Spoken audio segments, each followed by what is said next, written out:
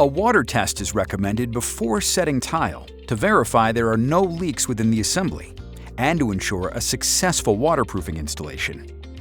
This evaluation may be required by building code officials on some projects. Let's take a look at how to perform a water test.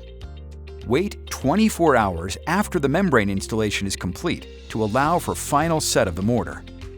Insert a test plug in the drain or waste line to keep the water in the shower base during the flood test.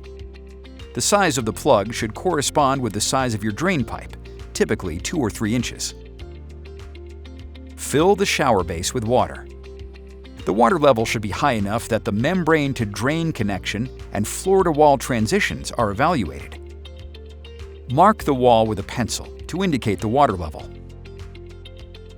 Typically, water is left in the shower base for 24 hours. Check the water level to make sure there are no leaks.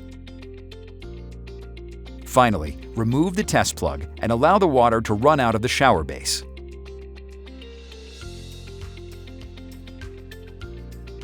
Wipe down the shower base or allow it to dry prior to setting tile. The shower is now ready for tile. If you still have questions, please contact our customer support specialists. For more information on Schluter products, visit schluter.com or check out our YouTube channel to view our videos.